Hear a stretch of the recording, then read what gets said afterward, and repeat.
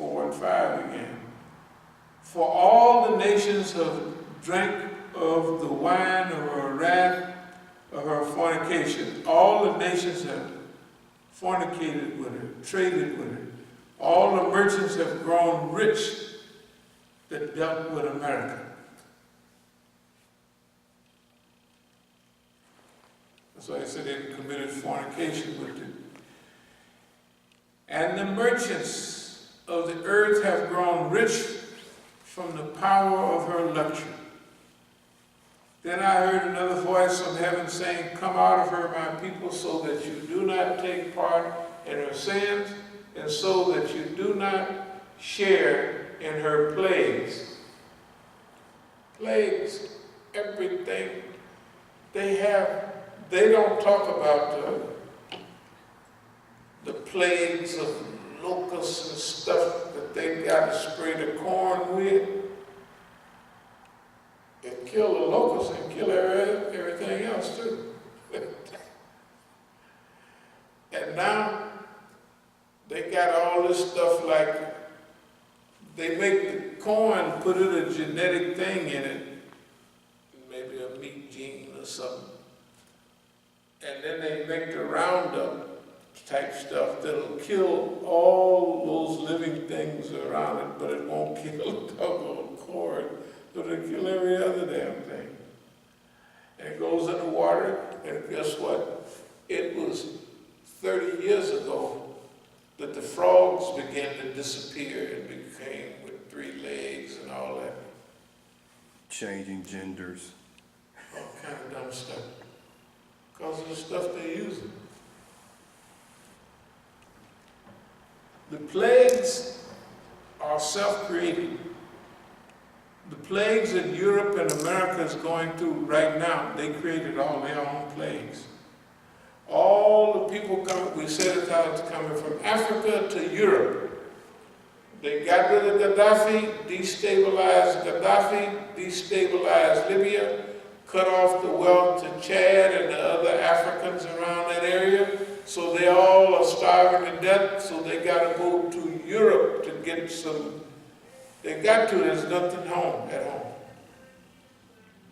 So they got to go up through Libya, catch a boat, they can't swim, and get 900 of them on a raft. Half the time it turns over, and they got to stand up and can't move. It must be hard back home. And then they go to Europe. EU means caves and hillsides, and rope is the rope behind it. That's what Europe used to be. That's what the lamb used to teach. Anyway, so how did Libya get destroyed? They destroyed Libya. They go to Europe, they become homeless. They become homeless. Then they don't want the Europeans don't want them. And then the Europeans is mad. And remember, most of Europe was not like America, mixtures of all people. In Germany, you had Germans. In Sweden, you had Swedes. Right? That's the way everybody was. Except the place had a few colonies, England, France, they had a few mixtures of people blend in. Okay. They created their biggest problem themselves. Now, they helped the attack in Syria, so the people of Syria, by the millions leave.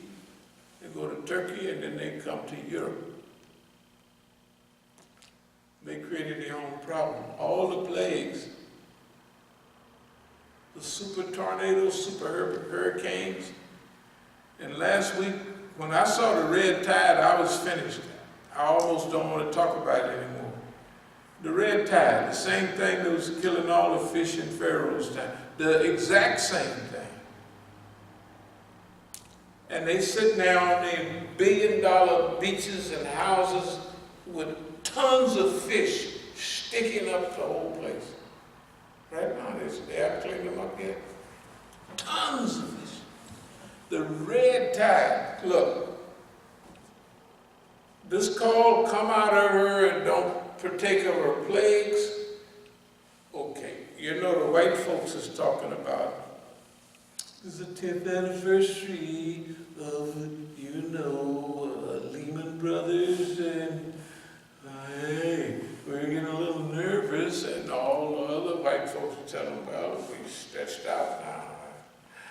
those things happen every now and then, and we're in worse shape now. If it happens now, we're going to be and everybody's paranoid. But people forget, you know. Shoot, Imran was in 2002. About 6 years later, they all rolled back and they ain't even remember 2 years before. 6 years before, they don't even remember. They don't, people, they don't remember well. You talking about debt. These people are in so much debt now, and the reason, do y'all remember when you got 10% and 8% and sometimes bad deal, 5% interest on your money in the bank? How much money you get interest now?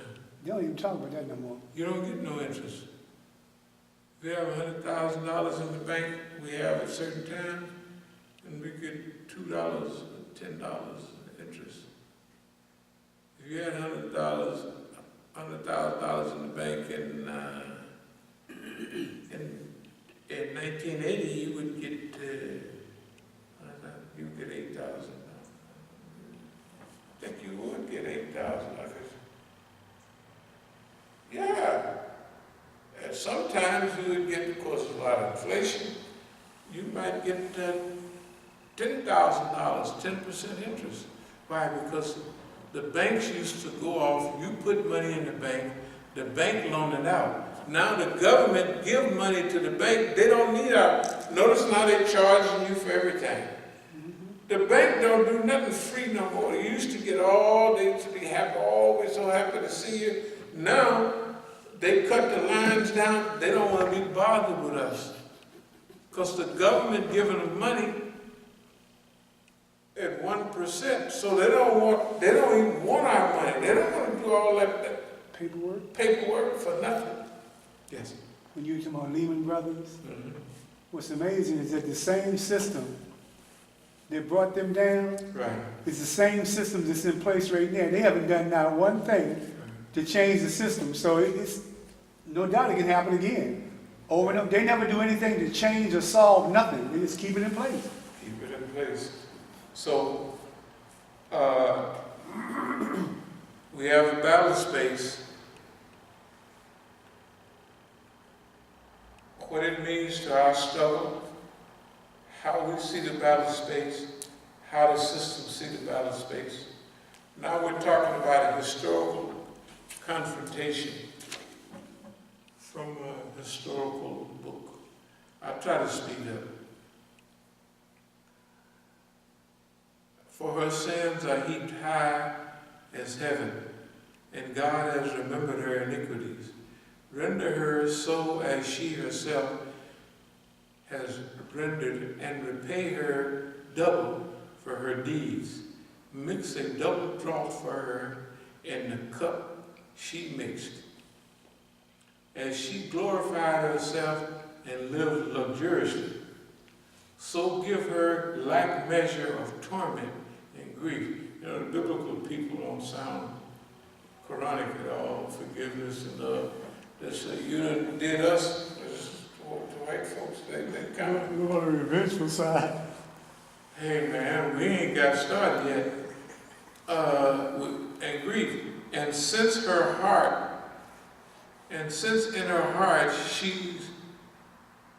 she says, I rule as a queen, I am no widow, and I will never see grief. Exceptionalism. You ever heard that before? Isolation. Exceptionalism. We're just special. All the people said the same thing. All the things happened to everybody. This is a story. All I'm saying is, okay, you'll see by the time I finish. Therefore, her plagues will come in a single day, pestilence and mourning and famine, and she will be burned with fire. For mighty is the Lord, a God who judges her.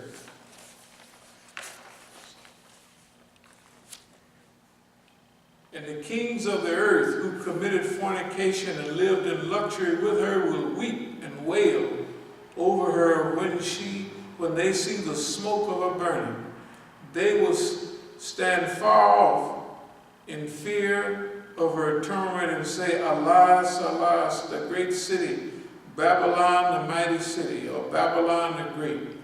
For in 1 hour your judgment has come. You got to remember over and over again, they're going to mention that in 1 hour and a split second it all fell. That's not the way civilizations fall.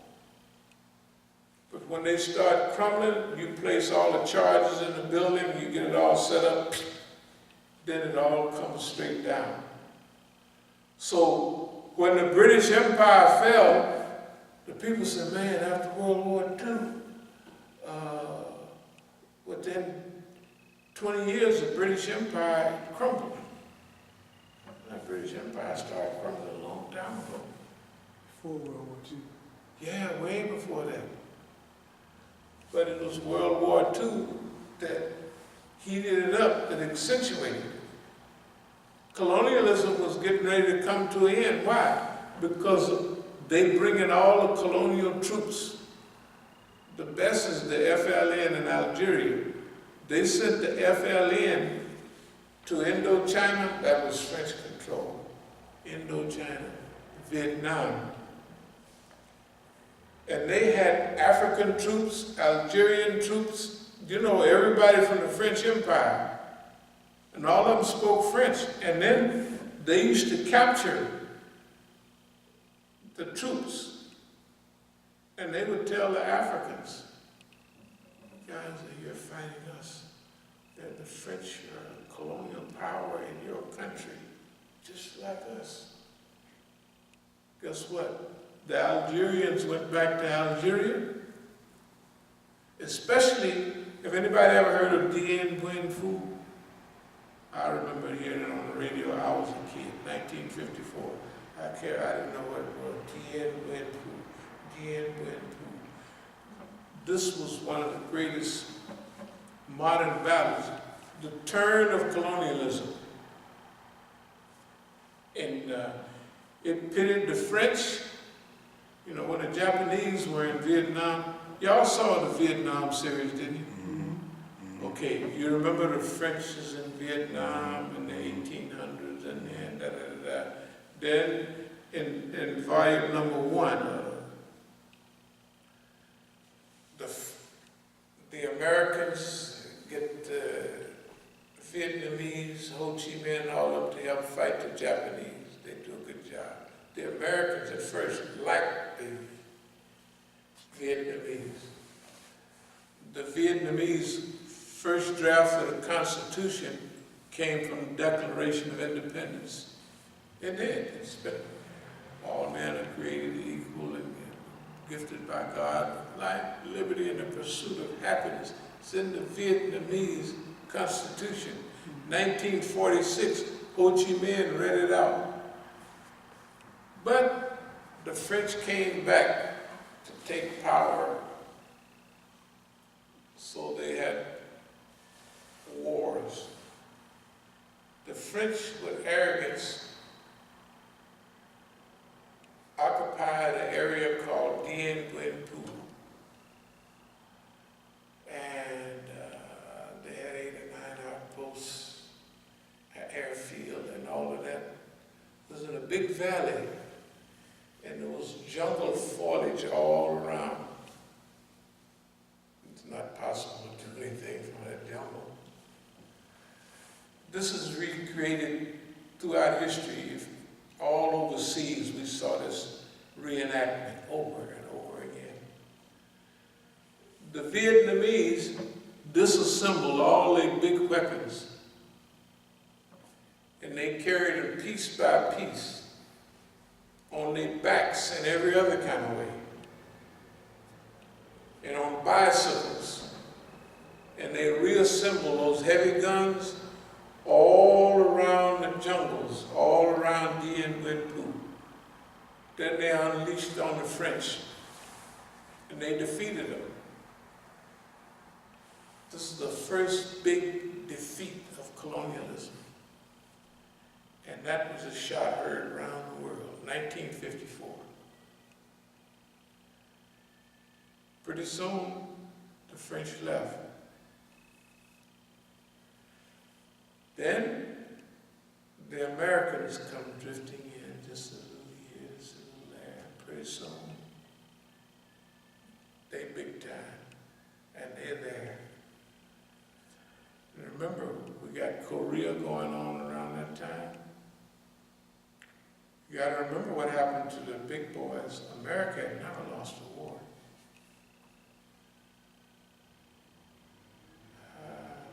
Anybody ever heard of Chosin Reservoir? Chosin Reservoir. Chosin. Just look it up when you think. Chosin Reservoir. However you spell it, it'll come up. 1951. Chosin Reservoir. Chosin Reservoir, Korea. 1951. It's right up near the Chinese border. MacArthur did a brilliant World War II reenactment of the invasion of Korea. And it was brilliant. They ran the Vietnamese all the way north, all the way up to the Chinese border. They were saying, this is 51, boys, we're gonna be home by Christmas. They was airlifting turkeys on Thanksgiving to all the troops. They was eating turkeys at Thanksgiving. I think they had anything come up. That was a great battle. The United States got their behind kicked, and they ran from all the way to the top of Korea back down to the south. They whooped their behind bad. Okay. What I'm talking about is how we see the battlefield or the battle space, how they see themselves. I'm also talking about historical realities. When they look at us, niggas ain't got a chance. We don't have a chance. You don't have nothing. We got all your homeboys in our pocket. We got your families in our pocket. We got it all in our pocket. We can't lose. Have we heard that before? What does it say? No, I was looking at at one of the names that it gave, a brutal 17-day battle in freezing weather soon followed between the 27th of November and 13th of December, 30,000 United Nations troops. And I was looking at the name, they later nicknamed the Chosin Few. Chosin Few. Yeah, that's what I was laughing at. Yeah, Chosin Few. It's called, people hear Chosin, they think chosen. Right. You know. Hey man, Dien Bien Phu. If you think I'm joking. Malcolm talks about, that's the first time I heard about it. I remember the radio. I remember the news, the red Chinese, that's all they talked about. I was asking my mother, because see, all the stores in our neighborhood, we're close to San Francisco, and there's a lot of Chinese, all the stores, we all had Chinese in our neighborhood. So I said, Mama, they always talking about the red Chinese, and all the Chinese in our neighborhood are yellow. Got no sense, a whole lot of sense. If you can remember, all of y'all can probably remember the red Chinese, the Chinese Reds. But anyway, let's get on back. Yeah, the Russians too. Okay. Let's see. And the merchants of the earth wept and mourned for her, since no one buys her their cargo anymore. Cargoes of gold, silver, jewels, and pearls, and fine linen. The U.S. is bankrupt in trade. Everybody else has come up. Don't buy what they product. Their products are too expensive. And they don't last. Ain't worth a dime. iron, bronze, marble, cinnamon, spice, incense, myrrh, frankincense, wine, olive oil, choice flour and wheat, cattle and sheep, horses, and chariots. They don't buy no American cars. They're not worth a dime. I didn't know American cars was that bad until I went overseas. When I went overseas, I was in Europe, I was in Denmark and Germany. I saw all the cabs as Mercedes-Benz, and they're hawking their mother in America for a Mercedes. And a Mercedes is like a Ford over here. Everybody got a Mercedes, right? They're cabs, they're taxi cabs. They're free almost. They just had a recall of Ford F-150 trucks. Mm-hmm.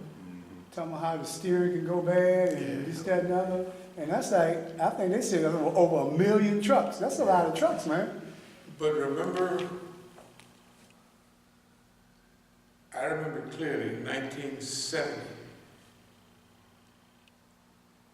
because I got Cadillacs every 2 years.